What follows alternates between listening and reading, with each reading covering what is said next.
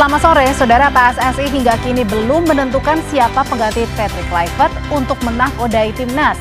Padahal bulan depan ada laga FIFA Matchday yang harus dijalani timnas. Pertanyaannya, apakah PSSI sedang berhati-hati atau memang kesulitan cari calon pengganti Kluivert? Yang juga jadi sorotan, imbas penolakan Indonesia terhadap kehadiran pesenam Israel di kejuaraan dunia, Komite Olimpiade Internasional atau IOC meminta semua federasi olahraga internasional untuk tidak menyelenggarakan acara atau pertemuan olahraga internasional apapun di Indonesia. IOC juga mengeluarkan pernyataan bahwa mereka mengakhiri segala bentuk dialog dengan Indonesia tentang penyelenggaraan Olimpiade di masa mendatang. Dua sorotan ini akan dibahas lengkapnya di Sapa Indonesia Malam bersama saya Friska Clarissa. Dan saya Audrey Chandra. Kita buka Sapa Indonesia Malam selengkapnya.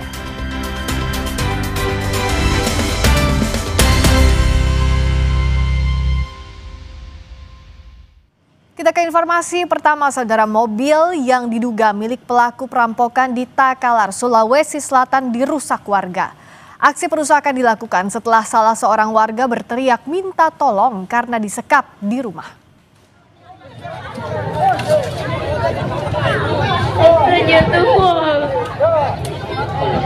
Diduga gagal menjalankan aksinya, pelaku perampokan meninggalkan mobil yang dikendarainya. Mobil pun menjadi sasaran amuk warga di Desa Moncong Kombah, Kabupaten Takalar, Sulawesi Selatan. Aksi perusakan terjadi setelah warga mendengar teriakan korban dari dalam rumah. Menurut polisi, diduga pelaku hanya seorang diri. TKP, mobil yang diduga pelaku itu sementara ditemukan oleh warga. Si pelaku ini masuk ke dalam rumah di belakang dan memakai cadar. Berapa orang dugaan informasinya? Sementara sendiri. Kami sampai terbalik, mungkin masyarakat di dalam mungkin ada pelaku atau tidak, dia balik itu oleh kendaraannya. Diduga ribut karena serobot antrean BBM di SPBU, dua sopir angkutan desa di Kabupaten Banyuasin ditembak pengendara lain. Akibatnya satu sopir tewas dan satu sopir lagi mengalami luka tembak. Keributan antara dua sopir angkutan desa dan 3 orang yang menggunakan mobil pribadi ini terjadi di SPBU Limau, Sembawa, Kabupaten Banyuasin. Warga sempat melerai, namun keributan kembali terjadi. Saat ribut, salah satu pengendara mobil pribadi menembak 2 sopir angkutan desa.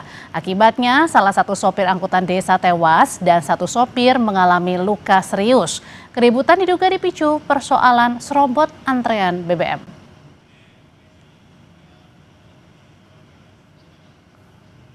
Jenazah sopir angkot yang tewas ditembak telah dibawa ke Rumah Sakit Bayangkara Polda Sumatera Selatan untuk diotopsi. Barang bukti senjata api telah disita polisi dan 3 pelaku penembakan terancam hukuman mati.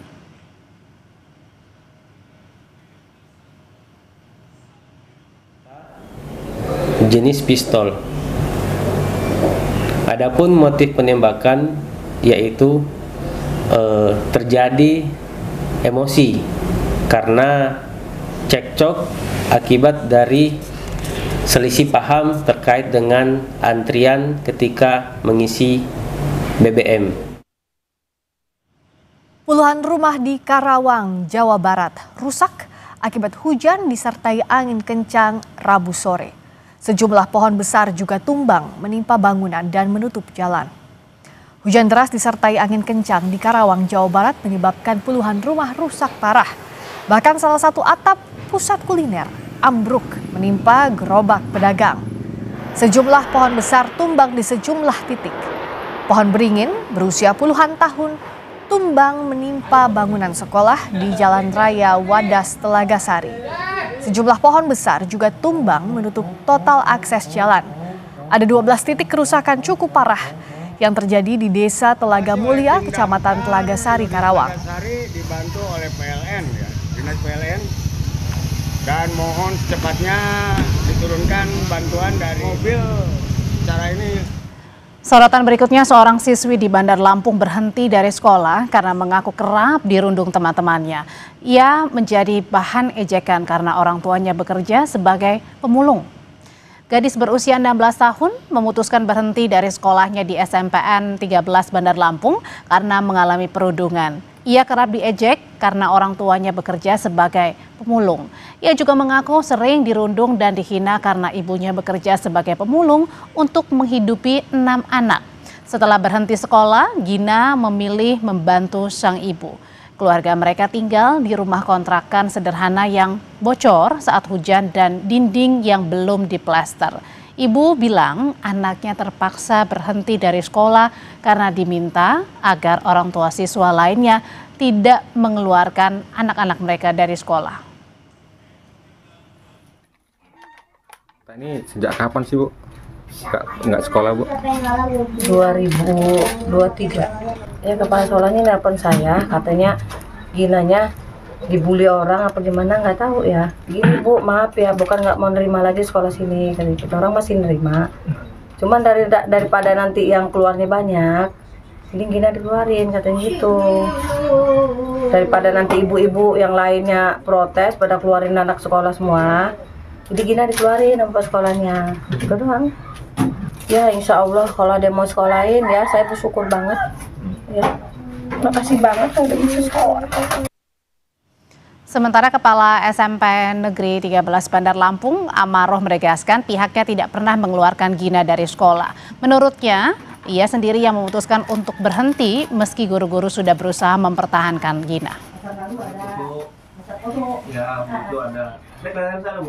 Walaupun saya sudah berusaha untuk anak kita Gina ini tetap berada di sekolah, tetapi karena memang kehendak orang tuanya, dia ingin pindah, ia mama pada saat itu, dengan beberapa teman juga kami sudah melarang, ternyata jatuhnya tidak sekolah lagi, dan sampai sekarang dia malah mulung.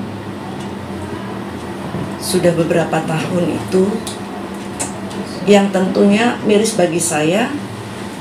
Harusnya dia merasa menikmati masa anak-anak dan masa remajanya. Siswi SMP berhenti sekolah karena mengalami perundungan dari teman-teman sekolahnya. Pihak sekolah pun membantah sengaja meminta Gina untuk berhenti demi kenyamanan orang tua siswa lainnya. Lalu bagaimana sebenarnya duduk perkara ini? Kita akan tanyakan ke jurnalis Kompas TV, ada Roma Afria Idam di Bandar Lampung. Roma, sebenarnya duduk perkaranya seperti apa? Gina ini tidak sekolah karena dikeluarkan dari sekolah atau diminta dari sekolah, atau Gina sendiri yang meminta untuk keluar sekolah? Ya, sore Audrey dan juga saudara, beberapa hari ini memang ramainya di media sosial bahwasanya ada seorang remaja putri yang dikeluarkan oleh pihak sekolah lantaran menjadi korban bullying sendiri. Namun berdasarkan keterangan dari pihak sekolah sendiri bahwasanya pihak sekolah tidak membenarkan bahwasanya siswa tersebut dikeluarkan dari sekolah terkait dengan peristiwa pembulian. Pihak sekolah menerangkan bahwasanya yang bersangkutan sendiri yang mengundurkan diri dari sekolah lantaran akan fokus membantu orang tuanya yang sehari-hari bekerja sebagai pencari pengumpul barang rontok begitu. Tapi jika kita menarik ulur bahwasanya peristiwa ini terjadi pada tahun 2023, di mana siswa tersebut mengundurkan diri ke pihak sekolah dan juga lantaran ingin fokus membantu orang tua. Beberapa hari lalu pemberitaan ramai sekali menyatakan bahwasanya remaja ini dikeluarkan dari sekolah karena perlakuan bullying. Namun hal ini dibantah oleh pihak sekolah terkait dengan pembulian di sekolah, melainkan bahwasanya remaja ini sendiri atau pelajar ini sendiri yang mengundurkan diri dari sekolah negeri menengah pertama 13 begitu untuk fokus membantu orang tuanya. Dari pihak Provinsi Lampung juga sendiri bahwasanya telah melakukan pengecekan ke rumah pelajar tersebut atau gadis tersebut dan juga telah menyalurkan bantuan dari pemerintah dan juga akan menjamin keberlanjutan pendidikan dari remaja tersebut dan juga adik-adiknya yang berada saat ini bersama orang tuanya. Audrey. Ya, Roma, bukan hanya tadi sekedar siapa yang mengeluarkan atau Gina sendiri yang memutuskan untuk keluar dari sekolah, tetapi juga ada dugaan kasus perundungan di dalamnya sehingga membuat anak tersebut mungkin memutuskan untuk berhenti begitu. Adakah pengusutan kasus untuk dugaan perundungan di dalam sekolah, Gina? Ya, memang berdasarkan dari lokasi sendiri kami mencoba berkomunikasi dengan Dinas PPA sendiri dan juga pendamping sendiri bahwasanya sampai saat ini mereka masih melakukan pendampingan terhadap gadis tersebut dan juga keluarga dan juga terus melakukan pendalaman terkait dengan perihal peristiwa yang sesungguhnya terjadi di lapangan, Audrey. Iya, lalu untuk Gina sendiri, apakah Roma juga sudah mendapatkan informasi? Apakah ingin untuk melanjutkan kembali sekolah, Roma? Terakhir kali saya mencoba berkomunikasi dengan pihak keluarga dan juga Gina, memang sampai saat ini mereka masih fokus melakukan pendampingan dari pihak dinas terkait, belum memberikan keterangan resmi terkait dengan tindak lanjutnya ke depan seperti apa, apakah melanjutkan ke sekolahan atau seperti apa. Namun prinsipnya pihak pemerintah Provinsi Lampung akan memfasilitasi dan menjamin keberlangsungan pendidikan dan juga sosial dari Gina dan juga adik-adik. Oke, jangan karena hanya bully kemudian membuat seseorang akhirnya urung begitu ya untuk pergi ke sekolah untuk melanjutkan pendidikannya semasih muda. Terima kasih laporannya jurnalis Kompas TV Roma Afria Idam melaporkan dari Bandar Lampung. Kita beralih ke sorotan lain, jalur Pantura Kaligawe Semarang arah Demak hingga Kamis siang masih tergenang banjir. Hanya truk bertona sebesar yang bisa melewati ruas jalan Pantura. Genangan air yang belum surut membuat jalur Pantura Kaligawe Semarang hampir lumpuh total sejak banjir terjadi Rabu malam. Banjir berdampak pada permukiman warga serta memaksa tempat-tempat usaha di pinggir jalan tutup. Sementara bagi sopir truk, terhambatnya lalu lintas berdampak pada keterlambatan ke titik tujuan hingga menambah besar biaya perjalanan. Pantura arah dari Semarang menuju ke Demak. Jalur ini hanya bisa dilewati oleh kendaraan roda besar, kendaraan besar karena truk-truk busuk. Karena untuk kendaraan kecil yang pendek di depan sana tingginya sekitar 70 cm. Jadi setelah rel itu agak tinggi memang. Kita mengarahkan kepada pengemudi kendaraan kecil untuk memutar balik. Jadi kita di sini menjaga pengendara yang mau melintasi dari arah Semarang menuju ke Demak. Kalau nunggu ini, ya nasa. Apa Pak? Ya telur, sama rokok, makan. Rokoknya deres ini. Oke. Berita berikutnya, Presiden Prabowo berencana memasukkan bahasa Portugis dalam pelajaran sekolah di Indonesia. Prabowo menegaskan Brasil menjadi salah satu negara mitra penting Republik Indonesia. Pernyataan Prabowo ini disampaikan saat bertemu Presiden Brasil Luiz Inácio Lula da Silva dalam pertemuan bilateral di Istana Merdeka Jakarta. Dalam pertemuan tersebut, Prabowo bakal memasukkan pelajaran bahasa Portugis di sekolah. Bagi Presiden, hubungan bilateral dengan Brasil adalah penting sehingga bahasa Portugis menjadi salah satu bahasa prioritas dalam pendidikan di Indonesia. Kami persilakan untuk menunjukkan kepada media. Karena pentingnya hubungan ini, saya sudah putuskan bahwa bahasa Portugis menjadi bahasa prioritas di pendidikan kita. Karena kita ingin hubungannya lebih baik. Selain bahasa Inggris, bahasa Arab, bahasa Mandarin, bahasa Jepang, bahasa Korea, Perancis, Jerman dan Rusia, bahasa Portugis menjadi bahasa prioritas bagi kita, Portugis dan Spanyol. Saya kira itu dari saya. Menteri Luar Negeri Sugiono menyebut pelajaran bahasa Portugis yang bakal masuk kurikulum pendidikan bakal ditindaklanjuti oleh kementerian terkait. Menlu bilang pelajaran bahasa Portugis yang bakal masuk kurikulum pendidikan adalah bagian dari relasi baik antara Indonesia dan Portugis. Special relationship antara Indonesia dengan Brazil. Oleh karena itu tadi disampaikan bahwa pelajaran bahasa Portugis, karena komunikasi merupakan sesuatu yang penting untuk meningkatkan kerjasama. Oleh karena itu beliau tadi meminta untuk memasukkan bahasa Portugis di dalam kurikulum pendidikan. Itu kan tadi baru disampaikan ya, nanti detailnya kapan pelaksanaannya, di tingkat mana, saya kira akan ditentukan oleh kementerian terkait. Sorotan berikutnya, Menteri Keuangan Purbaya Yudi Sadewa memastikan pencairan dana bantuan langsung tunai atau BLT di PT Pos Indonesia selesai minggu ini. Diharapkan BLT Rp900.000 untuk periode bulan Oktober hingga bulan Desember 2025 bisa segera diterima oleh masyarakat. Menteri Keuangan Purbaya mengaku telah memeriksa penyebab keterlambatan penyaluran bantuan langsung tunai. Menurut Purbaya, masalah utama terletak pada persiapan logistik penyaluran sehingga beberapa keluarga penerima manfaat belum mendapatkan bantuan tersebut.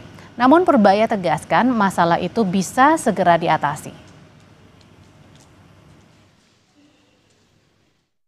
Penyaluran BLT Pak, mungkin ini kan masih ada yang terkendala yang di PT Pos ya Pak? Saya pikir minggu ini selesai itu. Ya, cukup Pak Menteri. Terima kasih ya teman-teman.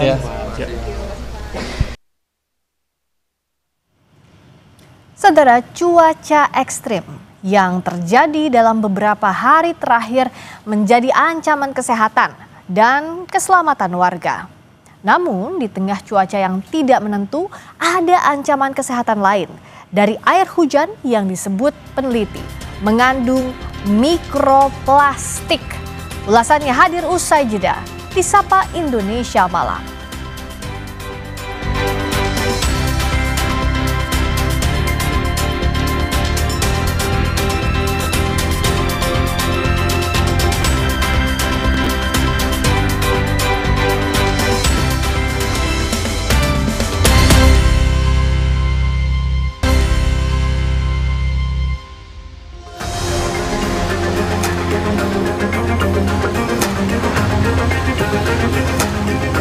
Benar-benar panas ya. Ini memang 4 hari 1 minggu terakhir ya, terus naik motor apalagi nggak karuan panasnya. Kenyataannya ya bahwa sekarang memang kasus infeksi saluran pernafasan atas dan bawah memang meningkat ya. Kalau di Jakarta, saya memastikan bukan menjadi pandemi.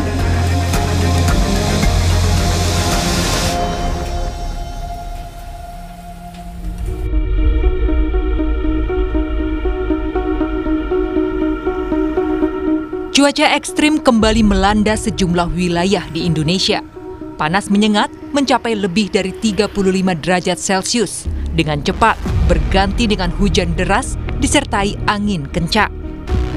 Perubahan cuaca yang drastis ini bukan hanya berdampak pada aktivitas warga, tapi juga kesehatan dan keselamatan di berbagai daerah. Cuaca semakin sulit ditebak. Siang terasa membakar, malam disambut hujan deras. Perubahan ekstrim membuat aktivitas harian sangat terganggu, terutama bagi warga yang bekerja di luar ruangan. Kerasa banget, saya kemarin di Bekasi itu sampai udara di sana kerasa di atas 39 derajat lah. Saya lihat di weather di HP saya itu padahal cuma 36 derajat di sana. Tapi memang ini sudah sangat panas sekali. Kita jarang-jarang sampai 36 derajat di Indonesia gitu. Benar-benar panas ya. Ini memang 4 hari 1 minggu terakhir ya, terus naik motor apalagi nggak karuan panasnya. Aduh, panas banget belakangan ini. Kayak dari minggu kemarin sih. Terus jadi gampang sakit, terus segala macam deh ininya. Kemarin aku sempat radang, cuma langsung suntik vitamin, itu better sih.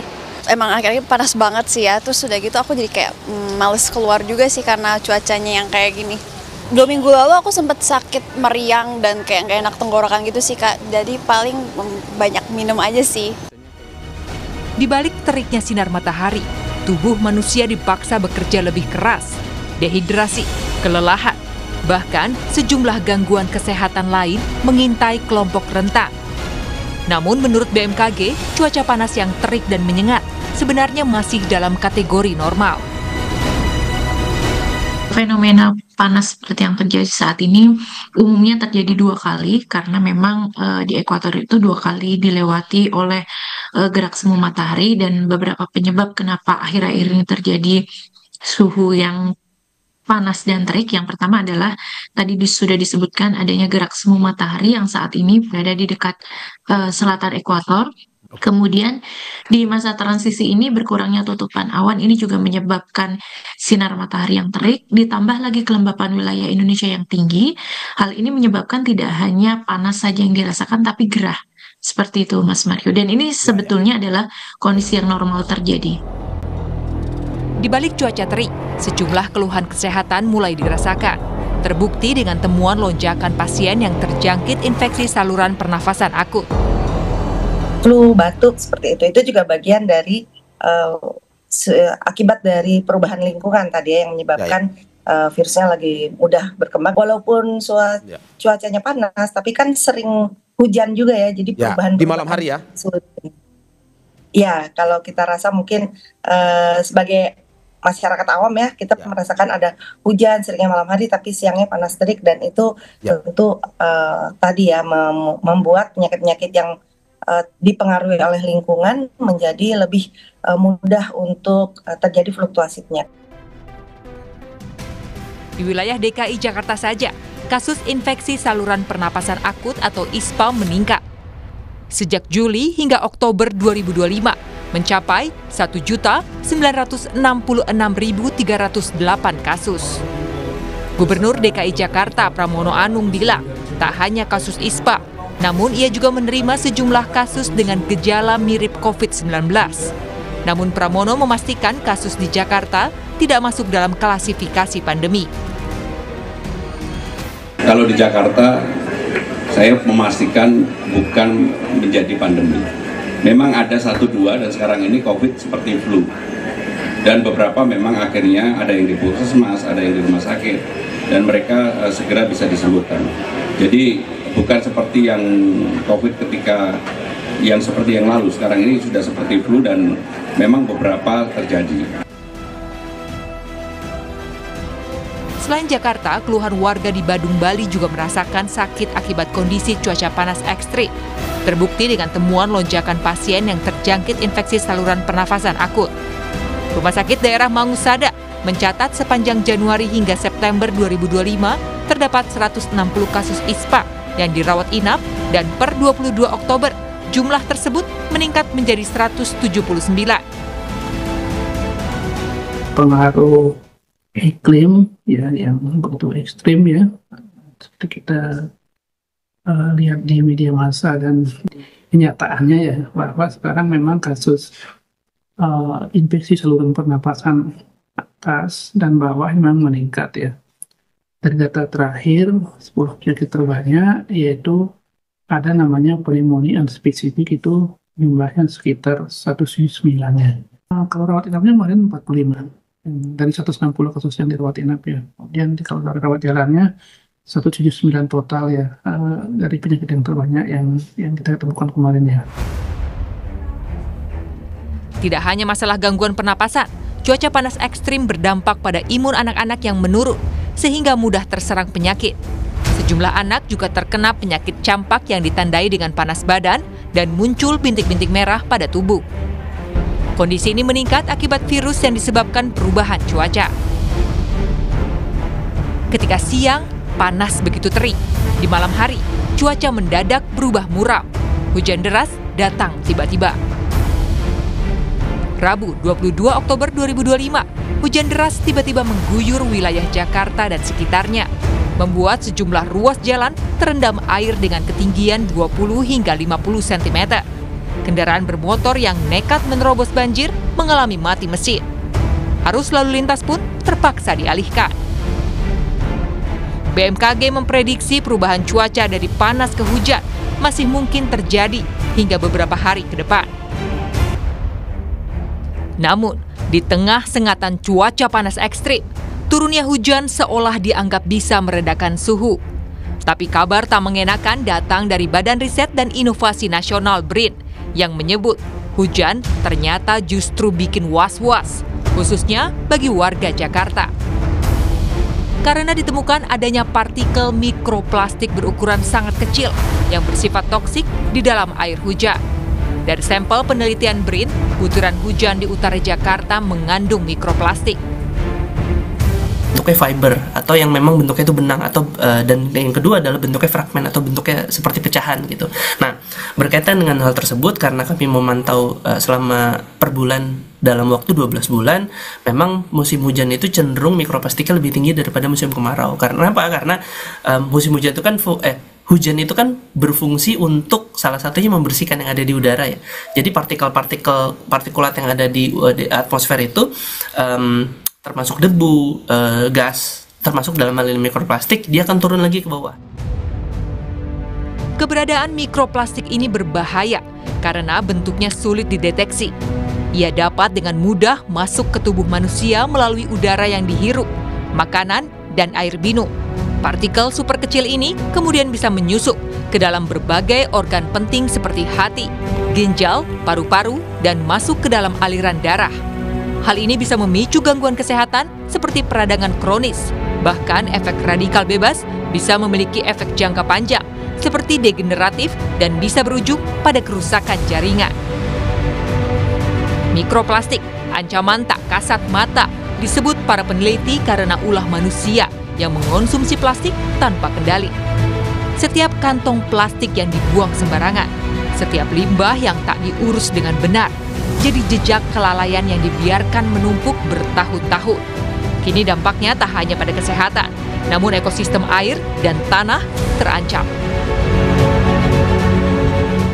Tim Liputan, Kompas TV.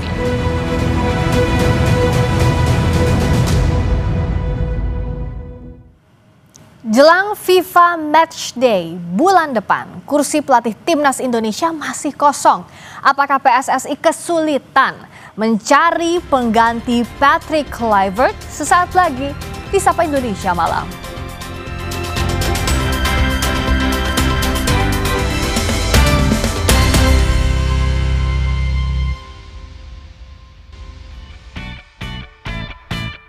Sepeninggal Patrick Kluivert, PSSI tak kunjung menunjuk pelatih untuk memimpin Timnas Indonesia. Manajer Timnas yang juga anggota Exco PSSI, Sumarji, mengonfirmasi bahwa tidak ada rapat Exco yang dijadwalkan untuk membahas pelatih Timnas Indonesia. Dikutip dari laman kompas.com, Sumarji menyebut belum ada undangan rapat Exco untuk membahas pelatih baru. PSSI harus segera menentukan siapa arsitek Timnas pengganti Kluivert. Meski turnamen besar baru nanti di 2027, tetapi kurang dari sebulan lagi agenda FIFA Matchday sudah menanti. Meski hanya sekadar uji coba, poin dari FIFA Matchday berguna untuk mendongkrak ranking FIFA Timnas. Rumor pun merebak terkait sosok potensial menahkodai Jet Izes dan kawan-kawan. Salah satu nama yang masih menggema untuk menggantikan Kluivert adalah Shin Tae-yong. Pelatih asal Korea Selatan itu mengaku akan memprioritaskan Indonesia sebagai pilihan utama jika mendapat tawaran lagi. 저는 감독이고 저는 일단 열려 있으니까 그건 좋은 조건이 들어오고 하면 인도네시아가 아니라 어디든 갈 수 있는 부분. 근데 만약에 이제 같은 조건이라면 인도네시아가 그래도 더 마음에 끌리시긴 하겠네요. 같은 조건이고 그보다 더 좋은 조건이 오더라도 인도네시아가 만약 제시한다면 항상 1순위는 인도네시아라고 보면 되겠죠. Meski peluang terbuka, memperkerjakan kembali Shin Tae-yong tak semudah membalikan telapak tangan. Karena Mbak Cynthia dalam sepak bola tidak mudah untuk mengembalikan situasi di tim yang pernah kita tinggalkan. Apalagi ada cerita nggak sedap, duka-duka nggak sedap. Kan exco kita kan nggak selamanya, nggak semuanya bercerita baik tentang STY. Shin Tae-yong kini dikabarkan masuk bursa pelatih Thailand bersama kompatriotnya yang pernah melatih Vietnam, Park Hang-seo.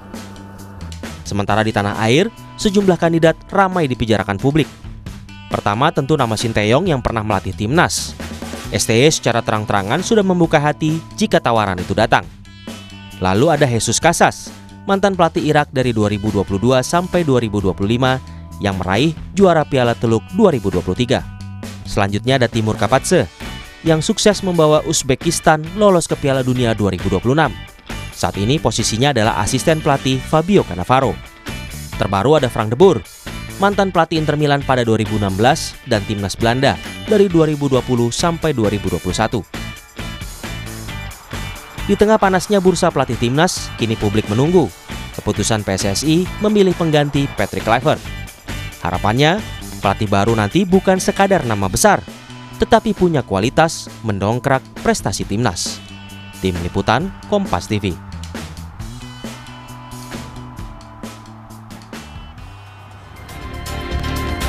Saudara, nama pengganti Patrick Kluivert belum juga diumumkan PSSI. Apakah PSSI sedang berhati-hati atau memang sulit mencari penggantinya?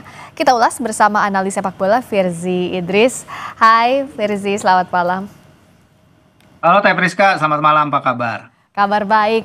Mas Firzi kayaknya kok masih ini ya, masih buram banget siapa sih calon penggantinya Patrick Kluivert. Padahal kan 20 hari lagi udah FIFA Matchday. Ya udah FIFA Matchday November ya, dan setelah pengumuman satu-satunya pengumuman federasi terkait pemberhentian kerjasama dengan Patrick Kluivert, kita belum dengar apa-apa lagi soal dari mereka. Beberapa kali memang Pak Erick Thohir tampil di depan publik, depan media, tapi itu kapasitasnya sebagai Menpora, bukan sebagai PSSI, dan beliau tidak mau menjawab hal-hal terkait federasi ya. Dan ini pemisahan ini menurut saya benar juga harus dilakukan, tapi ini jadinya tidak ada clarity nih. Bahkan di media pun kita juga belum lihat lagi sosok yang seharusnya tidak ikut hengkang ya, kayak Alexander Zwiers, Om Simon Tahamata. Ini juga kita belum lihat lagi di mana mereka, apa mereka termasuk dari gerbong yang pergi atau tidak. Seharusnya tidak, tapi Alex Pastoor dalam wawancaranya di media Belanda dia bilang semua pergi. Nah, semua ini siapa? Kita belum tahu. Ini belum membicarakan soal pelatih baru, dan juga kalau kita lihat selama ini ya apa yang telah dilakukan federasi, biasanya clarity itu jelas ya. Kita mau lawan siapa di FIFA Matchday itu sudah tahu, biasanya lebih dari sebulan sebelumnya. Ini kita pelatih juga belum ada, dan lawan yang akan kita hadapi juga kita belum tahu ya. Pertandingan itu tanggal 20 November nanti. Jadi masih banyak tanda tanya seputar federasi, Teh Friska. Apa kalau waktunya singkat begini mungkin nggak ya cari pelatih definitif gitu, apa caretaker aja ya, secara logisnya? Iya. Menurut saya sih dengan waktu yang mepet seperti ini unlikely kita akan mendapatkan, mencari mungkin bisa, tapi mendapatkan pelatih yang definitif itu perlu waktu. Dan kita tahu kita kan nggak merencanakan mengganti. Setahu saya ya, kita nggak merencanakan mengganti Kluivert secepat itu, karena harapannya tentu timnas bermain baik di ronde 4 qualifiers, dan kemudian lanjut kita main di round 5 qualifiers, which is yang akan main bulan depan. Ya. Tapi sekarang kondisinya berubah dengan cepat. Timnas tidak hanya kalah 2 kali, tapi cara timnas kalah yang membuat mungkin federasi harus memutus cepat sang pelatih. Kalau kita lihat track recordnya Alexander Zwiers ya, sebenarnya kalau membicarakan calon pelatih nih, kalau kita mulai bicara calon pelatih, Zwiers itu ketika jadi dirteknya Jordania tahun 2019 sampai 2024, dia itu punya suka merekrut pelatih dari berbagai area ya. Pertama dia merekrut pelatih Belgia, kemudian dia merekrut pelatih Irak, terus kemudian 2 kali merekrut pelatih asal Afrika Utara dari Maroko, dan terakhir Jamal Selami ini yang membawa timnas mereka ke Piala Dunia. Dan juga ya itulah sehingga dan juga finalis dari Piala Asia ya. Sehingga kita harus tunggu nih seperti apa. Tapi time frame ya kalau menurut saya terlalu tergesa-gesa apabila kita memastikan pelatih baru untuk di FMD November, karena urgensinya bukan di FMD November. Urgensinya adalah nanti ketika kita masuk ke tahun baru, mempersiapkan diri untuk Piala AFF 2026 dan juga Piala Asia terutama ya. Ya, emang kalau tahun depan. Kalau putus tiba-tiba itu paling bikin pusing. Tapi kan ingetnya biasanya sama mantan. Setelah mau bersemi kembali sama STY itu masih mungkin atau enggak sih kalau dirimu lihat? Ya kalau netizen kan pasti ujung-ujungnya ke sana ya. Karena yang paling dekat sebelum Kluivert ya STY. Ya memang dukungan netizen pasti besar ya terhadap Coach Shin ya. Cuman kita juga harus ingat ini adalah tim yang benar-benar berbeda dari ketika Shin misalnya pertama memimpin timnas ini di round 1 qualifiers ya. Ketika itu hanya ada 4 pemain naturalisasi. Tapi pada match lawan Irak pemain lokal kita tinggal tersisa 2 ya, Rizky Ridho dan Ricky Kambuaya yang tampil sebagai starter. Kemudian 4 dari 5 squad yang turun dari bangku cadangan adalah pemain-pemain yang bermain di Eredivisie Belanda. Dengan kerjasama yang kita bangun bersama KNVB dan juga JFA, menurut saya ya ada chance kita mungkin melihat ke depan ya, karena seperti yang Bang Wesley bilang aja, kita mengharapkan hasil-hasil yang sama seperti kalau misalnya Coach Shin balik, tapi saya pikir nggak seperti itu karena dinamikanya akan berubah. Juga ya. Akan berubah dengan tim yang ada sekarang, akan berubah baik hubungan horizontal atau vertikal juga dengan federasi, sehingga tidak menutup kemungkinan, tapi menurut saya kita juga harus lihat nih seperti apa strategi yang dimainkan federasi ke depannya, karena kita perlu clarity itu juga sih, apakah ke depannya akan mencari pelatih baru dari yang berhubungan dengan KNVB atau sepak bola Belanda. Seperti itu sih, Fris. Kita kan memang cari clarity ya soal siapa yang jadi pelatihnya. Tapi kalau dengan kondisi sekarang, kayaknya off the record-nya juga susah banget ditemuin. Apakah memang belum ada pelatih yang didekati oleh federasi, atau federasi sangat berhati-hati karena melihat tekanan dari supporter di tengah kekecewaan baru kita rasakan bersama, Mas? Ya, bisa ada tekanan dari supporter, tentu itu berpengaruh karena tekanan supporter wajar ya, karena kita di round 4 mainnya memang tidak seideal itu. Tapi dengan catatan ya, para pemain kita kan juga berbeda banget kondisinya dari ketika bermain di September 2024 misalnya di Arab Saudi terakhir kali. Kita Ole baru kembali dari cedera panjang, dia jauh dari kata fit. Tom Hai juga tidak preseason bersama Persib. Eliano juga turun dari Liga Belanda ke Liga Indonesia. Shane dan Sandy juga turun dari Liga Eropa ke Liga Thailand. Jadi ini kondisi tim sebenarnya changing ya, ada transisi menurut saya, ada pergeseran. Beberapa pemain lagi membiasakan juga mereka bermain di liga yang baru dan dengan gaya bermain yang baru. Jadi itu adalah suatu kombinasi yang pada akhirnya menghasilkan penampilan seperti yang kita lihat di Jeddah kemarin. Mungkin dalam situasi ideal timnas akan bermain lebih bagus dari itu, tapi kita tidak dapat jaminan ideal itu, sehingga pelatih sekarang akan menemukan tim yang lagi jati dirinya berubah, Teh Friskat. Jati diri berubah dalam artian bahwa setengah lebih tim ini lagi berganti liga di mana mereka bermain, dan juga jati diri yang akan diterapkan Patrick ini kan baru setengah terwujud ya, lagi dalam proses terwujud, terus habis itu dicabut lagi tiba-tiba. Nah, apakah kita akan lanjutkan identitas bersama Patrick, atau kita akan balik ke identitas 3 back bersama Coach Shin yang telah sukses sebelumnya dalam kondisi pelatih sebelumnya. Nah, ini ada 2 area yang akan dilakukan, yang bisa ditempuh oleh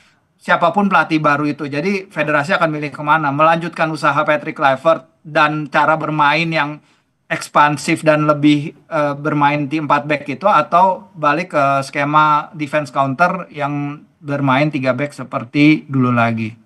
Karena namanya masih gelap, jadi kita boleh dong tebak-tebakan ya. Kira-kira siapa yang paling potensial? Apakah misalnya Frank de Boer yang banyak disebut juga sekarang, atau mereka yang memang lebih dekat dengan Asia? Ada Kapatze misalnya, ataupun Jesus Casas, atau siapa? Ya, lucunya karena kita pasti akan head to head dengan Thailand ya. Thailand juga lagi mencari pelatih baru. Dan ini akan membuat dinamika kawasan makin seru nih. Kalau misalnya apalagi gosipnya ada Coach Shin juga di situ salah satunya ya, Fir. Ya, Coach Shin jadi masuk diskusi di sana. Kalau misalnya kita ngincar Kapatze, ternyata Kapatze duduk bersama Thailand, ternyata itu kan juga akhirnya membuat perubahan ini, persaingan kita makin panas. Tapi menurut saya Kapatze akan ikut timnas dulu, ke timnasnya mereka, ke Piala Dunia dulu, karena dia udah membawa timnas Uzbekistan ke Piala Dunia. Masa ketika turnamen sebenarnya dia cabut? Menurut saya sih dia akan tetap bersama tim ya, walaupun dia bilang memang dia senang kalau dikaitkan dengan Indonesia, tapi itu mungkin siklus baru setelah Piala Dunia 2026, dan bagi kita itu akan terlalu telat karena kita perlu pelatih yang udah ready ketika Piala Asia 2027 dimainkan. Mungkin Jesus Casas nama yang bagus, tapi we'll never know. Sejauh ini masih banyak rumor-rumor di balik layar. Tidak enak banget memang status menggantung untuk timnas. So apa sih sebenarnya yang bisa benar tidak enak. yang bisa wise, yang bisa secara bijak diputuskan federasi dalam kondisi seperti ini? Kan pemain juga sudah mengorbankan banyak hal, pindah ke warga negaraan, beradaptasi di Indonesia. Masa sih akhirnya kayak begini doang? Iya betul, kita tahu apa yang telah mereka tempuh ya, dan sejauh ini sih mungkin memang baiknya adalah FM di November menurut saya tetap pakai interim coach ya, baik itu mungkin pelatih lokal kita yang punya kemampuan lebih gitu kayak Tavares, mungkin sebagai dia stopgap ya, apa namanya, penambal di posisi untuk November. Baru setelah itu Desember mencari, yang penting PSSI mencari pelatih yang cocok dengan karakter dan tim ini dan apa yang ingin dimainkan oleh timnas ke depannya. Dan apa yang ingin dimainkan ke timnas ke depannya seharusnya kalau kita udah punya sekarang direktur teknik itu juga harus melihat tim ini di liga juga harus bermain sistem yang sama. Sehingga ada continuity itu, ada kelanjutan soal identitas bermain sepak bola Indonesia. Identitas bermain sepak bola Indonesia seperti apa aja kita masih menanti nih, karena terakhir adalah Villanesia yang udah lama juga nggak diupdate gitu. Dan ini yang menjadi pertanyaan. Kalau kita punya misalnya blueprint sepak bola Indonesia-nya udah lama, kita bisa ngikutin blueprint itu. Dalam artian jalurnya udah ditentukan, kita hanya cari siapa drivernya. Tapi kan jalurnya sendiri juga kita masih ngawang-ngawang nih. Ya mainnya counter defense counter apa lebih dominan 4-2-3-1 seperti itu. Jadi masih ada mismatch lah di sini. Selama ini masih di misteri, kita akan ketemu terus buat dialog kayaknya ya Mas Firzi. Thank you so much buat waktunya. Analis sepak bola Firzi Idris sudah hadir di Sapa Indonesia Malam. Sampai ketemu lagi. Sama-sama, thank you. Berikutnya saudara, kami kembali dengan sorotan lainnya pasca penolakan visa atlet Israel. IOC meminta Federasi Olahraga Dunia tidak menggelar event di Indonesia. Usai jeda, kami kembali.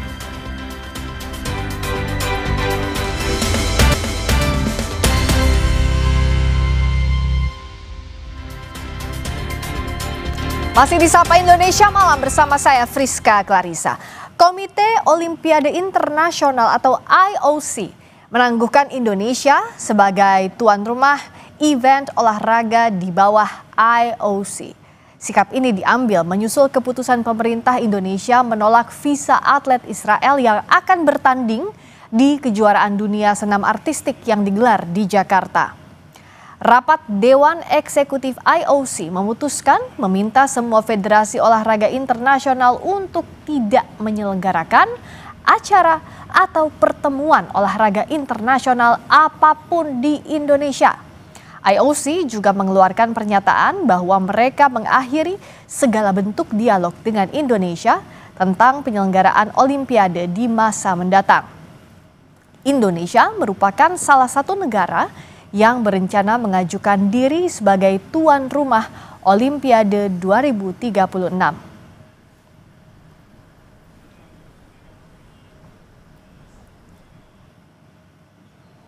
Merespons keputusan IOC, Menpora Erick Thohir menegaskan pemerintah Indonesia memiliki alasan dan dasar yang kuat dalam mengambil langkah menolak kedatangan atlet Israel pada kejuaraan dunia senam artistik di Jakarta.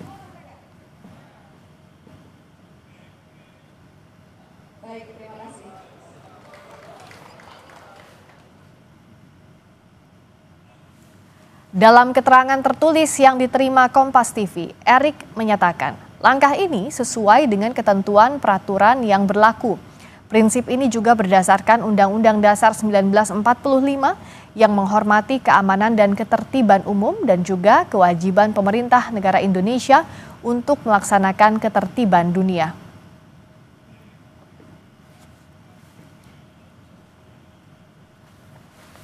Lebih jauh, Erick menjelaskan soal konsekuensi sikap yang diambil Indonesia. Kami memahami keputusan ini membawa konsekuensi selama Indonesia tidak dapat menerima kehadiran Israel. IOC memutuskan bahwa Indonesia tidak dapat menjadi tuan rumah kejuaraan dunia event Olimpiade Youth Olympic Games dan kegiatan lain di bawah payung Olimpiade.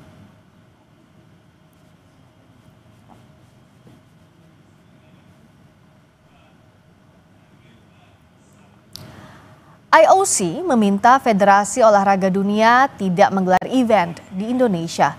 Lalu bagaimana dampak rekomendasi IOC terhadap dunia olahraga di Indonesia? Kita ulas bersama dengan Wakil Ketua Komisi 10 DPR RI, Ferdiansyah. Selamat malam, Bung Ferdi. Selamat malam Mbak Frisla, apa kabar? Kabar baik. Pemirsa yang berada. Terima kasih sudah hadir Pak Ferdi. Saya mau tanya soal dengan adanya sanksi dari IOC dan juga rekomendasi untuk tidak menggelar event internasional di bawah naungan IOC di Indonesia, dampaknya apa terhadap dunia olahraga kita? Ya, sebelum kami menjawab pertanyaan Mbak Trista, jadi yang pertama saya yakini apa yang telah diambil keputusan oleh pemerintah itu mempunyai dasar yang kuat. Di dalam Undang-Undang Dasar Negara Republik Indonesia tahun 1945, yaitu kemerdekaan adalah hak segala bangsa. Jadi sebelum kita masuk konteks bidang olahraga, sesungguhnya kemerdekaan itu adalah hak segala bangsa.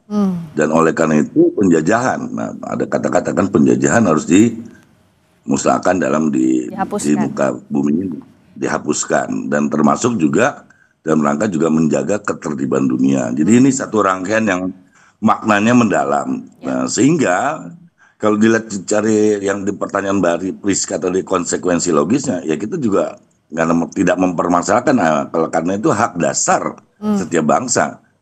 Jangan mentang-mentang olahraga berarti itu hak dasarnya diabaikan. Ya.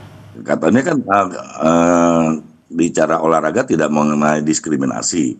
Tapi yang anehnya justru sebelum masuk cabang olahraga, hal itu dilakukan diskriminasi. Itu yang juga harus kita kasih pemahaman kepada negara-negara lain kenapa Indonesia bersikap seperti itu. Sehingga kalau itu memang suatu saat apabila Israel mengakui keberadaan Palestina, memberikan kemerdekaan kepada bangsa Palestina, ya, bisa saja nanti bangsa Indonesia melakukan kaji ulang terhadap perlakuan kita kepada negara Israel, kan gitu. Ya, dan itu saya juga penting. itu adalah hal dasar yang memang sudah jadi keputusan Indonesia. Tadi Pak Fer juga menjelaskan bahwa kita sudah siap dengan konsekuensinya. Saya juga akan tanya kepada Menpora periode 2009-2012, Andi Malarangeng. Selamat malam, Bang Andi. Ini Friska, apa kabar? Alhamdulillah baik. Terima kasih sudah hadir. Nah, jadi kalau kita bicara soal sanksi dari IOC, Indonesia tampaknya sudah sangat siap dengan ini. Bang Andi, jadi apa yang bisa kita lakukan sekarang? Apa dampak logis yang akan ada di depan dan bagaimana kita menjalani ini? Jadi sebenarnya ini kan adalah keputusan dari negara untuk menolak visa bagi atlet dari Israel. Yang kemudian tentu saja diprotes oleh Israel. Sebenarnya KAS juga menolak tuntutan dari Israel karena itu bukan kewenangan dia soal visa. Tetapi memang kemudian sanksi dari IOC terhadap Indonesia kemungkinan dalam bentuk mungkin menjadi tuan rumah. Jadi sanksinya kan tidak langsung berat, tidak boleh ikut Olimpiade segala. Mungkin tidak bisa menyelenggarakan Olimpiade, Youth Olympics misalnya dan sebagainya. Tetapi sebenarnya keputusan, kalaupun itu dilakukan keputusan dari IOC, sebenarnya IOC juga double standard. Karena dalam beberapa kesempatan misalnya dengan Rusia misalnya. Rusia, karena Rusia melakukan invasi kepada Ukraine, maka kemudian Rusia dan juga Belarus itu disanksi oleh berbagai macam lembaga-lembaga sport. Sepak bola FIFA, mereka tidak bisa ikut bertanding. Kemudian juga di tenis juga begitu, mesti pakai independen. Federasi. Beberapa atletik, panahan, bola basket juga segala macam menolak atau membuat pemain-pemain Israel, tim Israel tidak bisa bermain, tim Rusia maksud saya tidak bisa ikut bermain. Kalaupun ikut bermain seperti di tenis pakai independen, tidak boleh mewakili negara Rusia. Jadi sudah ada presiden di mana di dalam dunia olahraga ketika sebuah negara melakukan pelanggaran hukum internasional yang berat, maka dia diberi sanksi secara oleh lembaga-lembaga olahraga, termasuk juga di IOC, FIFA dan sebagainya. Yang lucunya kalau Israel yang sudah melakukan genosida, melakukan pelanggaran hukum berat terhadap negara Palestina yang diakui oleh 147 negara berdaulat anggota PBB, dari 193 hampir semua negara PBB mengakui Palestina sebagai negara berdaulat sekarang ini. Tetapi kok tiap kali Israelnya ketika kita menolak visanya masuk ke negara Indonesia. Harusnya fair and square ya, Bang Andi ya. Ya, ini double standar dari IOC. Karena itu yang sekarang dilakukan adalah Kemenpora maupun juga NOC kita yaitu KOI dan juga serta Kementerian Luar Negeri tentu wajib untuk melakukan lobby kepada IOC, mengingatkan IOC, jangan kita cuma karena menolak visa kepada Israel yang kita tidak punya hubungan diplomatik, lalu kita disanksi macam-macam, padahal ya mestinya yang disanksi itu adalah sekarang ini adalah Israel. Jadi harusnya kita bisa lobby juga ya, dari NOC, dari KOI harusnya bisa lobby ke IOC soal ini. Ya, mestinya bisa dong. Kita memperlihatkan bagaimana Rusia disanksi oleh banyak sekali lembaga-lembaga olahraga internasional, termasuk sepak bola FIFA itu. Nah, tetapi kenapa Israel tidak disanksi? Dan kita yang kemudian melarang atlet Israel atau tidak memberikan visa kepada atlet Israel untuk kejuaraan gimnastik di Indonesia, loh kok kita yang diberikan sanksi?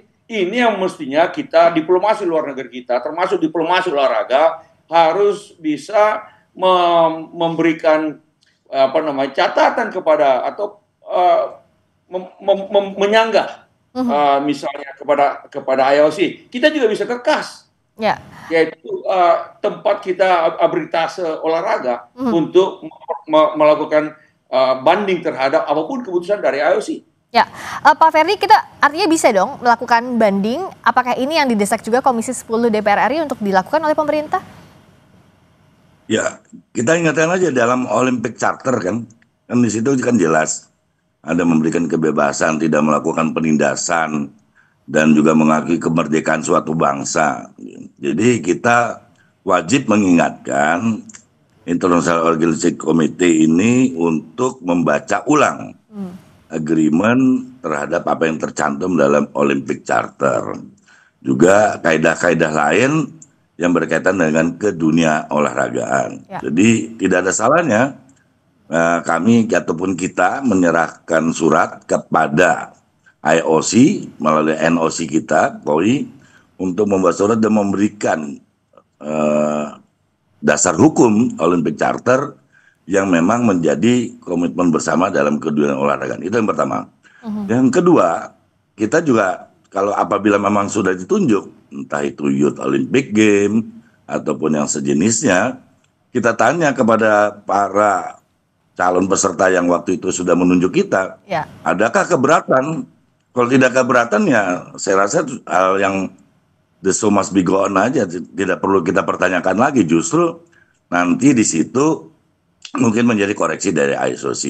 Yang terakhir supaya juga tidak losing face IOC-nya, tadi baik juga kita melakukan komunikasi secara informal dengan IOC, memberikan pemahaman kenapa kita juga mengambil sikap yang tegas terhadap tidak diberikannya visa dari atlet negara Israel, sehingga dia juga akan memahami itu. Kalau perlu kita undang IOC-nya ke Jakarta, ya kan? Atau kita ke sana dulu, baru kita ajak ke Jakarta untuk memberikan pemahaman yang lebih luas dan pemahaman dengan apa yang ada di dalam dasar negara Republik Indonesia, Undang-Undang Dasar Negara Republik Indonesia tahun 45. Itu yang harus kita tegaskan, sehingga menjadi sikap bangsa Indonesia mengakui keberadaan sebuah negara dengan tidak melakukan penindasan. Ya, jadi harusnya standing point kita ditegaskan lagi ya terhadap IOC terkait dengan keputusannya, Bang Andi. Tapi adakah risiko terkait dengan prestasi atlet olahraga kita? Karena misalnya salah satunya nggak bisa tampil di event internasional di hadapan masyarakat sendiri. Karena kita nggak boleh jadi tuan rumah, pun juga pertemuan-pertemuan terkait dengan di bawah naungan federasi-federasi terkait dengan IOC ini tidak bisa dilakukan di Indonesia. Oh, nggak sampai segitu itu. Kalau yang saya baca sekarang ini yang adalah bahwa kemungkinan nanti kita tidak bisa menjadi tuan rumah berbagai macam kegiatan-kegiatan olahraga dunia di bawah IOC. Misalnya jadi tuan rumah Youth Olympics, tuan rumah semacam itu. Tetapi partisipasi atlet Indonesia dan tim Indonesia di berbagai macam sport tetap bisa berjalan. Hanya kita jadi sanksi juga dari IOC kan bertahap-tahap. Ini sanksinya sebenarnya cukup ringan karena tetapi ini pun sudah tidak bisa kita terima begitu saja. Kita harus juga melakukan upaya untuk melakukan diplomasi kepada IOC, terutama untuk mengingatkan dia. Ya seperti kata Pak Ferry tadi, chapter dari IOC sendiri, Olympic Charter sendiri, tapi juga apa yang sudah dilakukan presiden dilakukan terhadap Rusia dan Belarusia berkaitan dengan invasi Rusia ke Ukraina. Ada sanksi secara besar-besaran dari semua badan dunia olahraga. Nah, kenapa kepada Israel tidak diberikan sanksi? Kalau saya juga kita harus sanksi. Harus ada sanksi juga dong kepada Israel yang sudah melakukan genosida luar biasa dan diakui oleh berbagai macam negara sekarang ini terhadap Palestina. Nah, apalagi jadi karena itu janganlah kita sedikit-sedikit disanksi, mestinya mereka juga bisa mengerti situasi Indonesia. Jadi jangan double standard juga ya. Kita harus menghormati, mempertahankan keputusan negara dalam konteks ini. Ya, kita artinya harus tetap mempertahankan standing point, jangan ada double standard, ini yang harus diingatkan kepada IOC. Nah, seberapa besar Bung Andi kita punya bargaining power ini terhadap federasi? Dari federasi ke IOC, dari NOC ke IOC?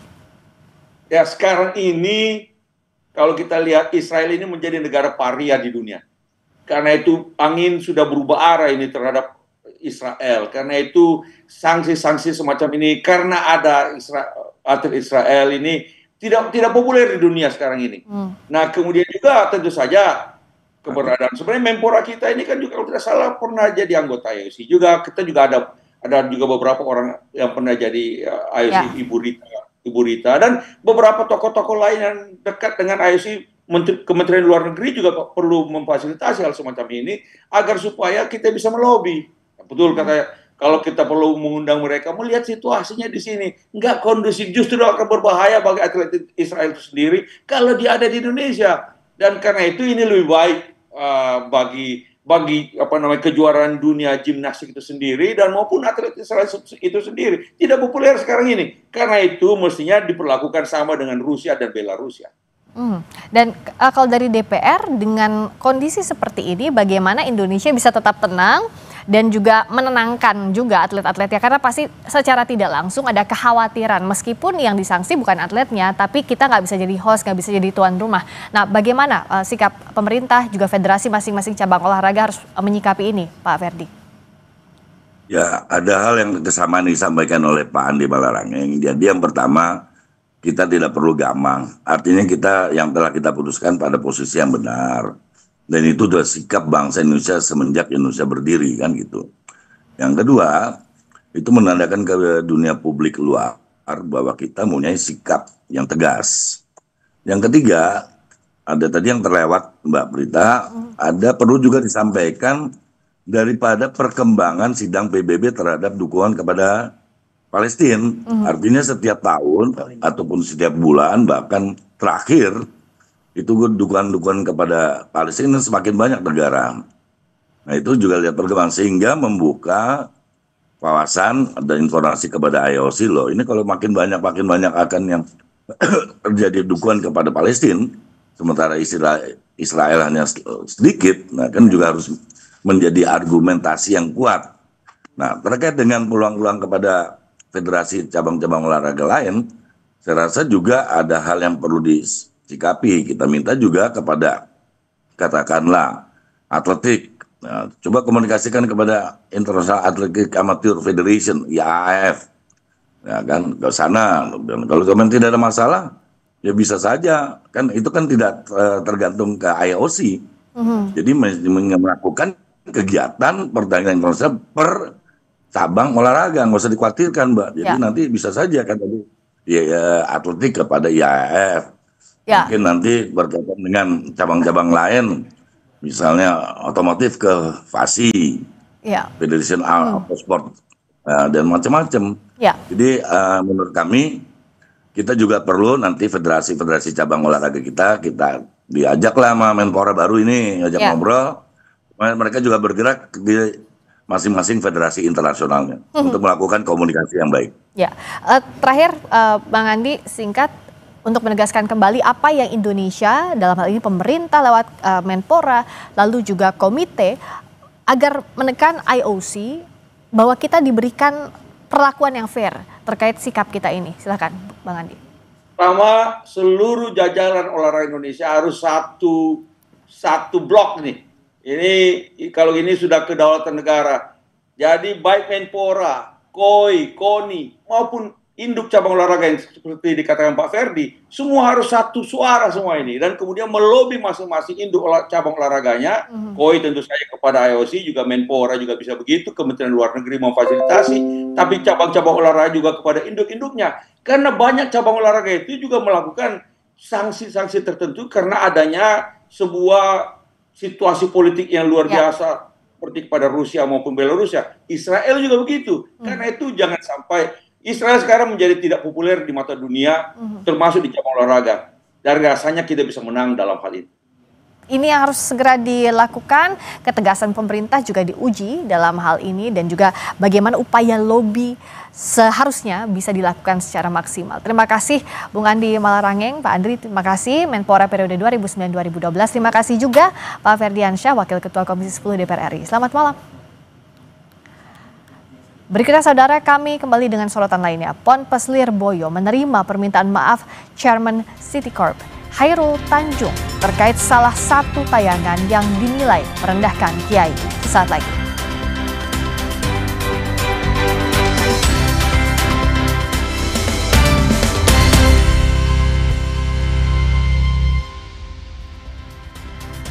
Saudara, Chairman CT Corp Khairul Tanjung mengunjungi Ponpes Lirboyo untuk bertemu sejumlah kiai. Pihak Ponpes menerima permintaan maaf dan pihak Trans 7 juga bersedia memenuhi tuntutan yang diajukan. Pertemuan antara Khairul Tanjung dengan para kiai berlangsung tertutup selama lebih dari 2 jam. Hasilnya, pihak Ponpes Lirboyo menerima permintaan maaf dari Khairul Tanjung atau CT terkait dengan salah satu tayangan yang dinilai merendahkan kiai. Selain itu, pihak Trans 7 juga bersedia memenuhi tuntutan yang diajukan para kiai, yakni memberikan sanksi kepada tim produksi dan penghentian program ekspos. Mundur yuk guys. Khairul Tanjung langsung menemui Kiai Haji Muhammad Anwar Mansur, menyampaikan sendiri permohonannya, dan tadi Kiai Haji Muhammad Anwar Mansur menerima permohonan maaf dari Bapak Khairul Tanjung. Ada beberapa poin yang kami bicarakan. Yang pertama adalah tuntutan dari pihak pesantren Lirboyo agar pihak-pihak yang bertanggung jawab terhadap penayangan ini itu diberi sanksi yang tegas. Dalam artian sanksi yang tegas adalah berupa pemecatan, dan itu telah kami lakukan. Yang pertama, orang yang bertanggung jawab sudah dipecat, dan yang kedua production house yang memproduksi juga telah kami putuskan kerjasamanya, sudah kami berhentikan. Dan yang ketiga, telah juga kami laksanakan penayangan dari acara tersebut diberhentikan, tidak ditayangkan untuk selama-lamanya. Kita ke informasi. Satreskrim Polres Metro Depok menggelar ekshumasi atau penggalian kembali makam jenazah anak berusia 6 tahun yang diduga tewas dianiaya sang ibu tiri. Proses ekshumasi melibatkan tim kedokteran forensik Rumah Sakit Polri Kramat Jati dilakukan di TPU Kalanganyar, Bojonggede, Kabupaten Bogor, Jawa Barat. Ekshumasi dilakukan polisi untuk mengungkap penyebab kematian korban. Kesimpulan sementara, korban tewas akibat pendarahan di bagian kepala. Polisi juga menduga korban telah dianiaya tersangka lebih dari 1 kali.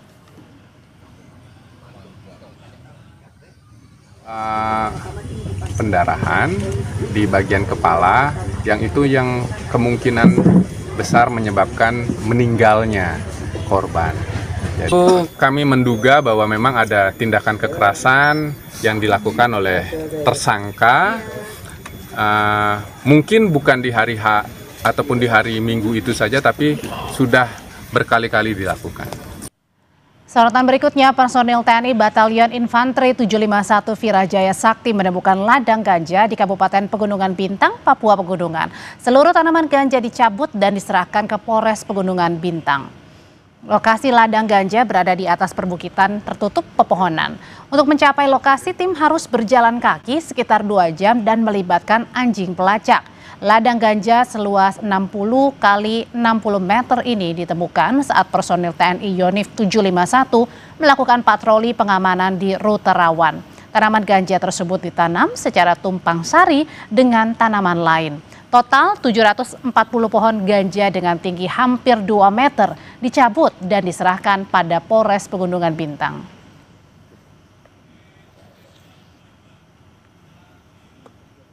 Telah kami ambil tanaman ganja sejumlah 740 batang berukuran 1,5 sampai 2 meter yang telah ditanam oleh masyarakat yang tidak bertanggung jawab. Semoga masyarakat tidak menanam lagi karena dapat merusak moral generasi muda bangsa. Yang juga jadi sorotan, sidang perdana kasus narkotika dengan terdakwa Amar Zoni dan 5 warga binaan lainnya digelar di Pengadilan Negeri Jakarta Pusat Kamis pagi. Sidang dilakukan secara daring kepada 5 terdakwa, sementara penasihat Amar Zoni hadir di ruang persidangan. Pengadilan Negeri Jakarta Pusat menggelar sidang perdana kasus narkotika Amar Zoni dan 5 warga binaan lainnya. Sidang digelar secara daring terhadap 6 terdakwa yang berada di Lapas Nusa Kambangan, Karanganyar. Pada sidang perdana ini, jaksa penuntut umum membacakan dakwaan terkait kasus narkotika yang melibatkan 6 warga binaan. Jaksa juga menjelaskan terkait keterlibatan para terdakwa, termasuk Amar Zoni, mulai dari mendapatkan narkoba untuk dijual di dalam lapas.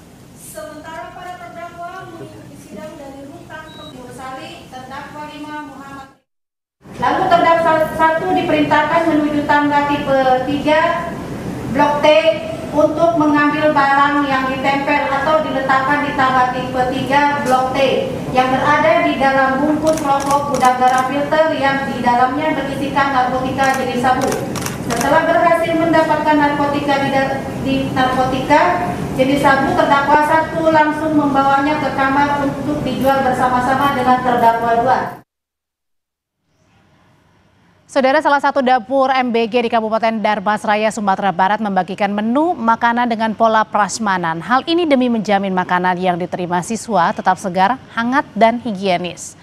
SPPG dari Jingga terapkan pola prasmanan untuk meminimalisasi resiko makanan menjadi tidak layak. Penerapan pola prasmanan sudah berjalan di 5 sekolah lainnya di Kabupaten Dharmasraya.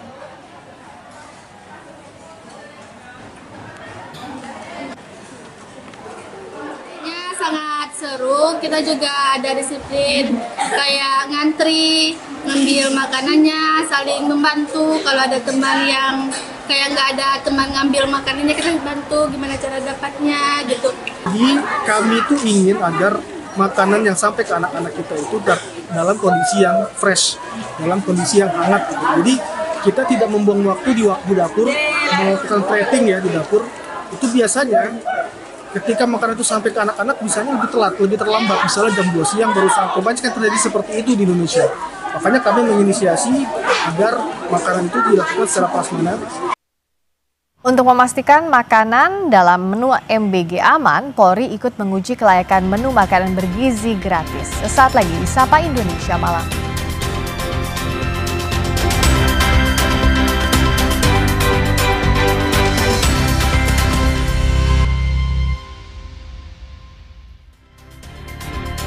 Saudara, untuk memastikan makanan dalam menu MBG aman, Polri dan pemerintah kota menguji kelayakan menu makanan bergizi gratis di SMP Negeri 5 Banjarbaru, Kalimantan Selatan.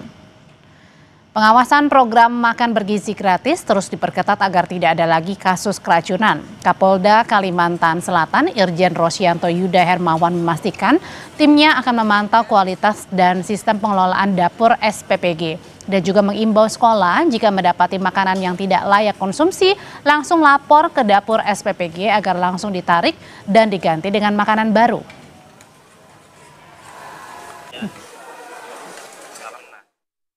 Kita sama-sama melakukan pengawasan ya terkait dengan menyiapkan makanan bergizi ini, karena memang tidak mudah menyiapkan makanan dengan jumlah 3.000 lebih.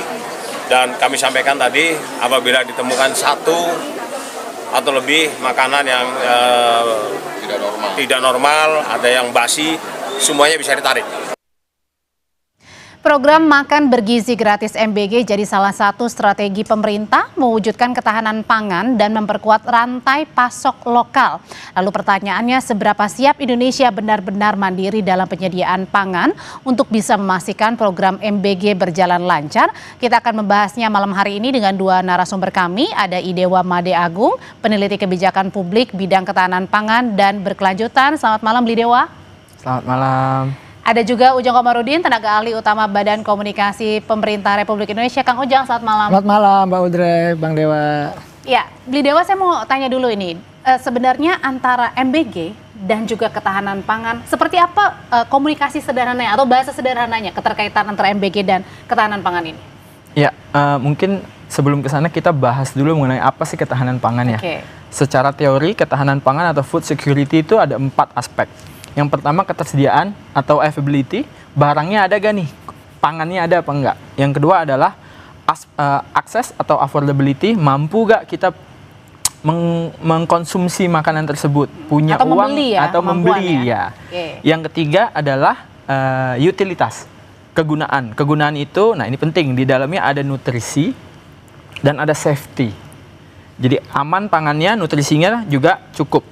Yang terakhir, baru yang keempat adalah sustainability. Gimana nih secara isu-isu keberlanjutan, apakah harming environment apa enggak. Nah, MBG dan ketahanan pangan ini tadi 4 aspeknya itu.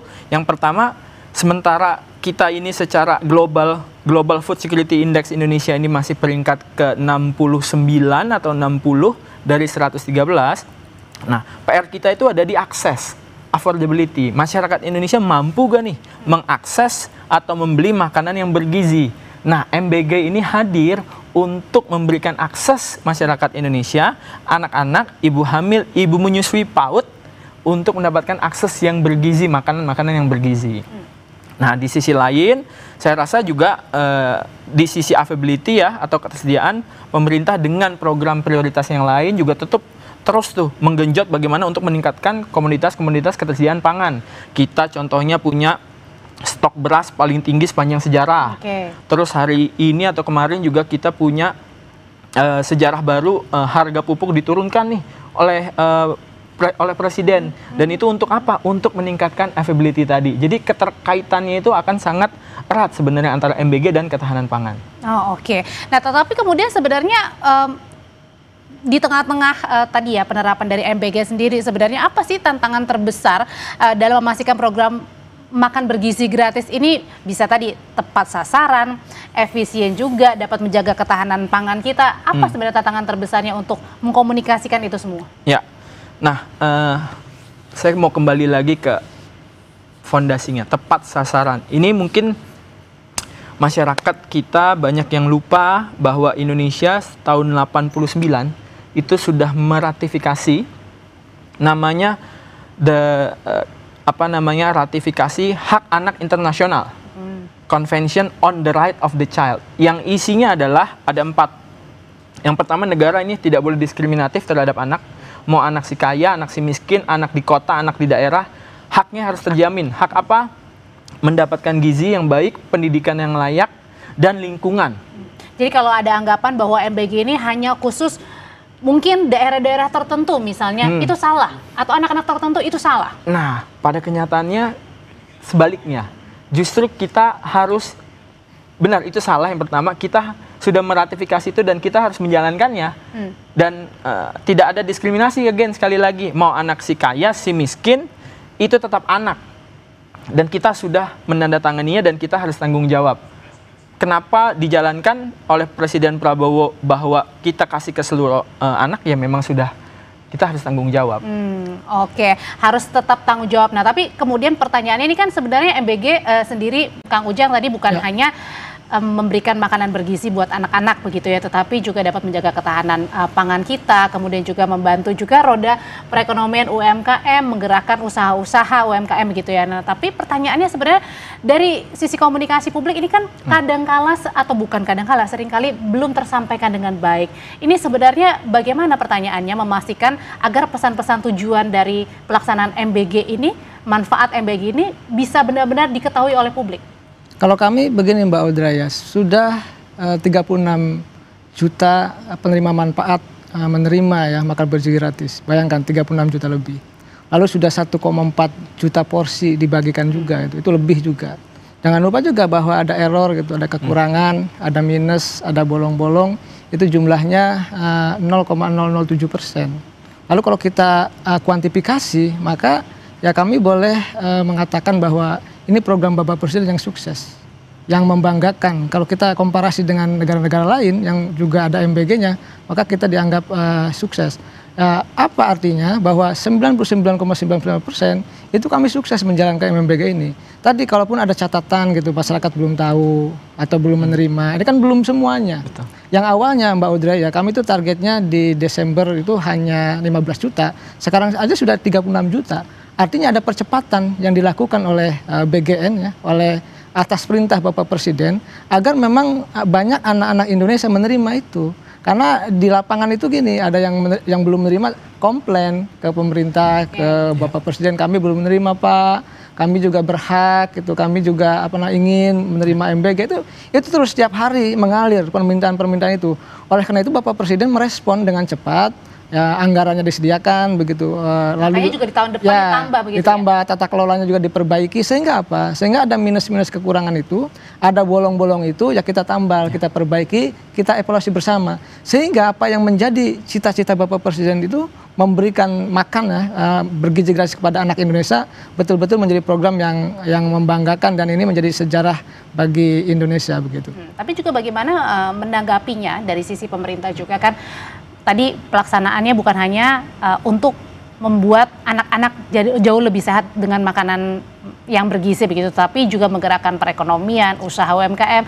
Tapi juga ada satu sisi yang menyatakan bahwa lebih baik saya terima uang tunainya saja daripada MBG. Bagaimana caranya mengkomunikasikan ini agar sebenarnya tujuan dari MBG sendiri ini bukan hanya soal tadi pemberian makan, tetapi ada sirkulasi di dalamnya yang juga menggerakkan ekonomi, termasuk juga ketahanan pangan. Nanti ya Kang Ujang di Dewa akan menjawab, tetap bersama kami di Sapa Indonesia Malam.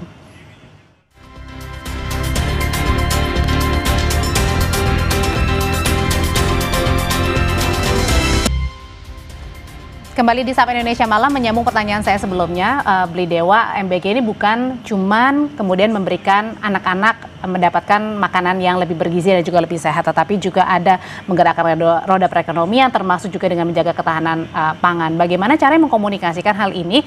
Sebab juga ada banyak mungkin yang mempertanyakan, lebih baik saya diberikan cash saja daripada MBG ini. Ya, ini sejauh kita meriset ya Mbak ya, di berbagai belahan dunia itu yang menjalankan negara-negara menjalankan MBG ini memang konsepnya adalah kitchen base gitu loh, baik itu school kitchen maupun central kitchen. Nah, kalau cash, kita teman-teman mungkin harus tahu dulu pemirsa ini bahwa pelaksanaan MBG ini ada central kitchen yang mempekerjakan pekerja lokal sebesar sampai dengan 47 orang. Kalau cash, penciptaan lapangan pekerja itu belum tentu bisa direct. Maksudnya mungkin akan berjalan secara bisnis as usual aja. Ada cash, nanti ibu-ibu belanja dan belum tentu dibelanjakan ya untuk kebutuhan gizi. Mungkin entah buat saya nggak tahu keperluan yang lain. Tapi kalau kini langsung ke kitchen, ada penciptaan lapangan pekerjaan baru. Belum lagi nanti pekerja yang di dapur, yang direct maupun yang penciptaan UMKM, peternak kebagian juga, semua jadi satu sirkular ekonomi gitu. Nah, kalau cash saya belum melihat bisa langsung ada penciptaan yang signifikan gitu. Karena akan running as business as usual. Oke, jadi dalam artian sederhana ketika misalnya dikasih cash begitu, kemudian ya itu seperti biasa saja ibu rumah tangga atau mungkin bapak rumah tangga ya membelanjakan ataupun belum tentu membelanjakan itu untuk kebutuhan pangan, bisa yang lain ya. Meskipun itu baik tapi juga belum tentu bisa menggerakkan perekonomian yang lain untuk UMKM yang lain, usaha yang lain begitu Mas. Iya. Dalam kalimat sederhananya. Karena juga di berbagai negara ada memang yang cash tapi itu pun dia sudah sifatnya dikasih kartu. Kayak di US tuh ada beberapa states yang dia dikasih kartu yang muridnya itu bisa belanja di resto atau apa yang hanya bisa kartu itu dibelikan untuk makan itu aja. Gitu. Jadi udah dedicated gitu. Itu aja di negara maju mereka masih menciptakan seperti itu. Nah, di Indonesia mungkin biar lebih standardized kita bikin central kitchen yang impactnya juga ya yang tadi ada penciptaan lapangan pekerjaan baru, belum lagi supplier baru dan seterusnya. Seperti itu sih. Oke. Nah, kalau berbicara soal MBG juga gimana caranya ke depannya? Kang Ujang, untuk meyakinkan publik juga bahwa oke, ada kekurangan, mungkin kemarin ada masalah-masalah seperti misalnya masalah keracunan begitu, bagaimana caranya juga meyakinkan bahwa kedepannya ini juga akan lebih baik dan kita semaksimal mungkin akan mengurangkan mistake itu, kesalahan-kesalahan itu. Ya, kita ukur ya dengan katakanlah penilaian yang objektif. Begitu sekitar 2 minggu lalu kan ada beberapa ya katakanlah kasus-kasus yang terjadi di MBG. Ada ratusan bahkan ya, hari ini kan hampir ya tidak terlihatan ya, hampir tidak bergerak angka itu. Hampir ya kami melihatnya bahwa ini ada keberhasilan, ada kesuksesan bahwa BGN mampu yang mengevaluasi, memastikan bahwa memperbaiki tata kelola. Selama ini kan banyak kritik yang masuk kepada BGN, kepada kami juga, pada pemerintah bahwa ada catatan, ada kerawanan pangan gitu. Lalu kami melihatnya tadi kalau day to day ada yang bermasalah, tentu menjadi pikiran kami bersama, evaluasi bersama, dan itu juga sudah disampaikan oleh Pak Mensesnek ya kan, bahwa akan diperbaiki dan lain sebagainya. Oleh karena itu kami yakin Mbak, ini kan tadi kalau data yang kami sampaikan ini kan objektif. Pak Presiden selalu mengatakan, sampaikan data apa adanya, sampaikan jangan pernah berbohong gitu. Lalu juga terbuka saja. Ya tadi di awal sudah kami sampaikan bahwa sudah 36 juta lebih penerima manfaatnya, 1,4 miliar porsi lebih juga. Lalu juga tadi kekurangannya tuh errornya katakanlah ada 0,007%. Artinya itu 99,90% itu sukses. Nah, kekurangan-kekurangan yang ada tadi kami pahami karena tidak ada program yang sempurna. Pasti ada celah, ada kekurangan untuk tadi publik atau rakyat mengkritik kami gitu. Karena tadi karena ini juga program baru berjalan setahun begitu maksudnya. Ya, tapi alhamdulillah sudah berjalan setahun pun sudah sukses luar biasa. Tadi kalau ada kekurangan, publik melihatnya tentu kita perbaiki bersama, evaluasi bersama bahwa ke depan mudah-mudahan ya tadi ya tidak ada aksiden-aksiden ke depan gitu.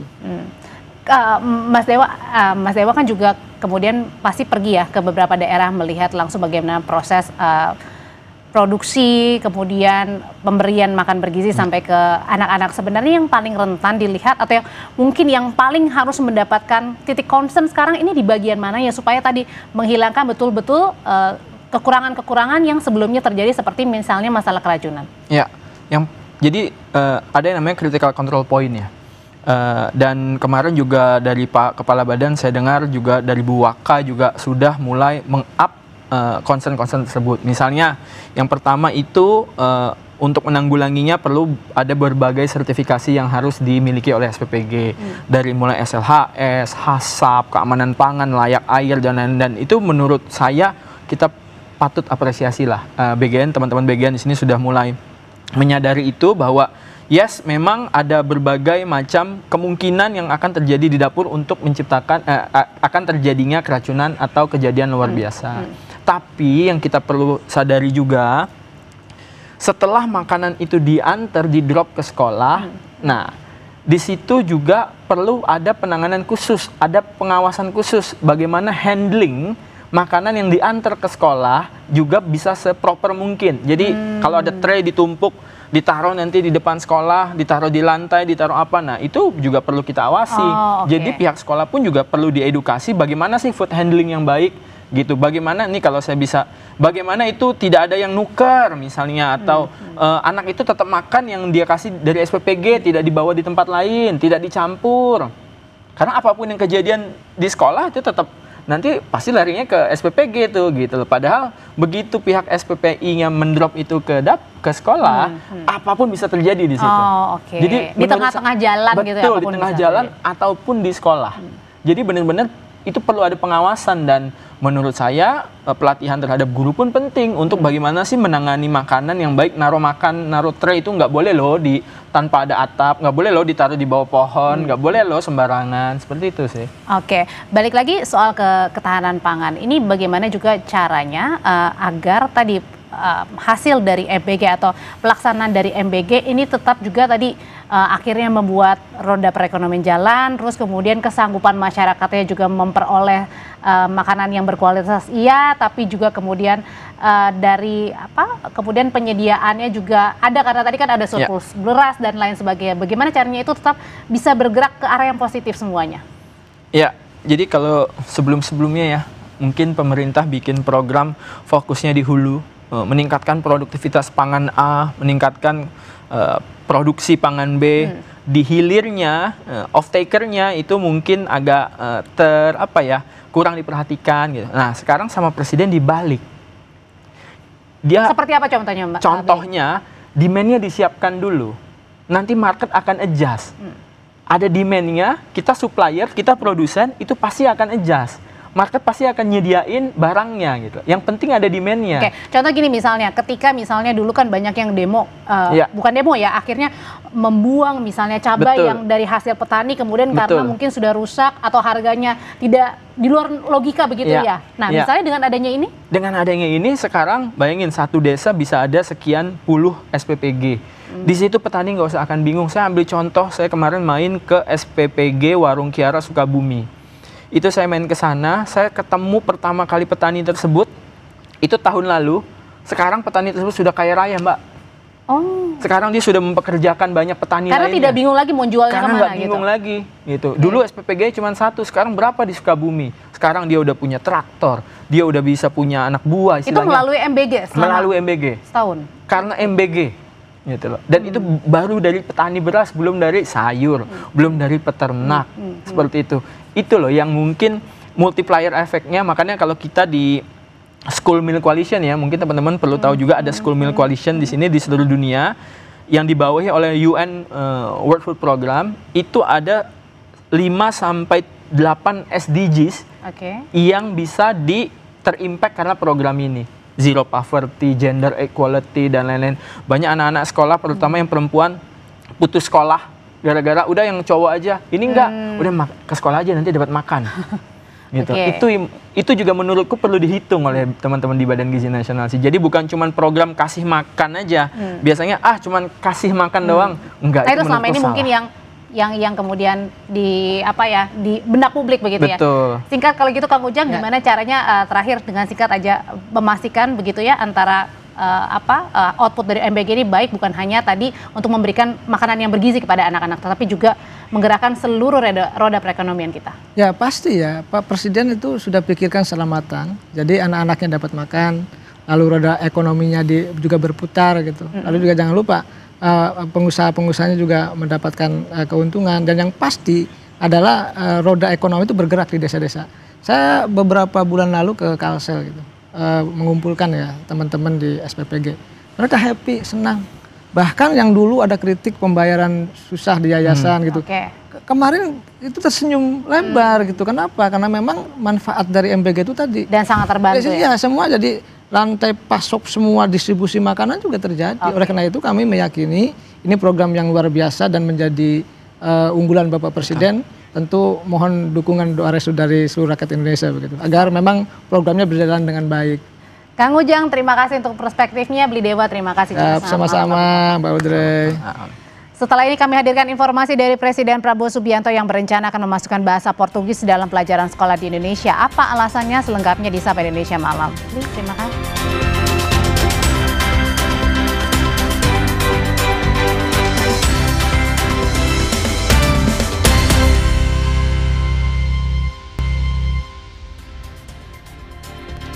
Masih di Sapa Indonesia Malam, Presiden Prabowo Subianto berencana memasukkan bahasa Portugis dalam pelajaran sekolah di Indonesia. Prabowo menegaskan Brasil menjadi salah satu negara mitra penting Republik Indonesia. Pernyataan Prabowo disampaikan saat bertemu Presiden Brasil, Luiz Inácio Lula da Silva, dalam pertemuan bilateral di Istana Merdeka, Jakarta. Dalam pertemuan tersebut, Prabowo bakal memasukkan pelajaran bahasa Portugis di sekolah. Bagi Presiden, hubungan bilateral dengan Brasil adalah penting, sehingga bahasa Portugis menjadi salah satu bahasa prioritas dalam pendidikan di Indonesia.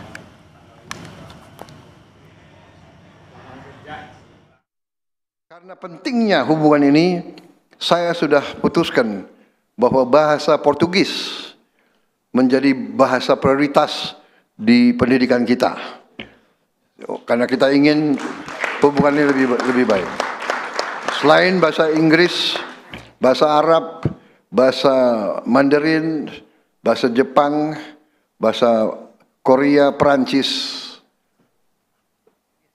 Jerman, dan Rusia, bahasa Portugis menjadi bahasa prioritas bagi kita, Portugis dan Spanyol. Saya kira itu dari saya. Menteri Luar Negeri Sugiono menyebut pelajaran bahasa Portugis yang bakal masuk kurikulum pendidikan bakal ditindaklanjuti kementerian terkait. Menlu bilang pelajaran bahasa Portugis yang bakal masuk kurikulum pendidikan adalah bagian dari relasi baik antara Indonesia dan Portugis. Sebut new special relationship antara Indonesia dengan Brazil. Oleh karena itu tadi disampaikan bahwa pelajaran bahasa Portugis, karena komunikasi merupakan sesuatu yang penting untuk meningkatkan kerjasama. Oleh karena itu beliau tadi meminta untuk memasukkan bahasa Portugis di dalam kurikulum pendidikan. Itu kan tadi baru disampaikan ya, nanti detailnya kapan pelaksanaannya, di tingkat mana, saya kira akan ditentukan oleh kementerian terkait. Informasi tadi sekaligus mengakhiri perjumpaan kita di Sapa Indonesia malam hari ini. Kami mengingatkan Anda jangan lupa mencukupi kebutuhan air mineral setiap harinya dan rasakan kesejukannya. Saya Audrey Chandra. Dan saya Friska Clarissa. Terima kasih. Sampai jumpa.